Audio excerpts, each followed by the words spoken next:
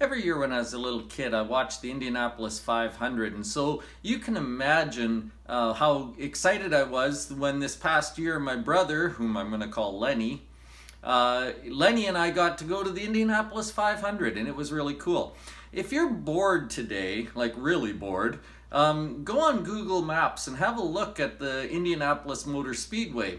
What you'll find is that it's not built out in the middle of nowhere. It was at one time, but the city of Indianapolis has grown around it, and now it's in the middle of a residential section.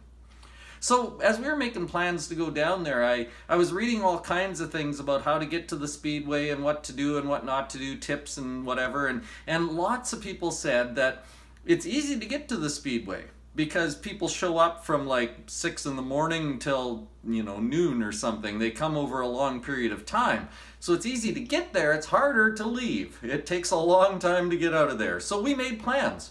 We got up at 5 in the morning and we drove into Indianapolis and we parked at this high school and we walked a mile down to the Speedway, and getting there was simple.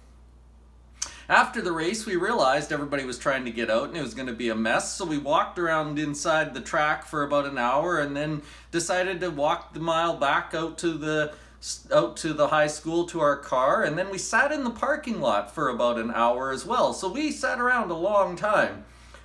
Eventually, one of us, I'm going to blame Lenny, decided that I've had enough sitting here, we're just going to go.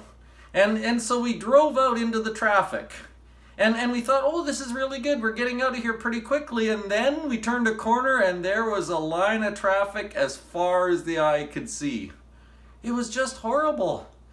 Lenny was driving a little standard sports car sort of thing too, and so he was riding the clutch and shifting gears, and we were going, rawr, rawr, moving about a foot every minute. It was just horrible. Eventually we drove all the way up this one part, drove for miles doing that, just inches at a time, like that. We got turned around on this detour and it spun us all the way back almost to the Speedway, and we had to do the whole thing again. At one point Lenny got so mad he just pulled over to the side of the road and stopped. A little bit of patience, a little more patience would have helped us a lot. As I think about what we're going through right now, I realize that there are times when we need to just go. We just need to push. We need to try hard and get going.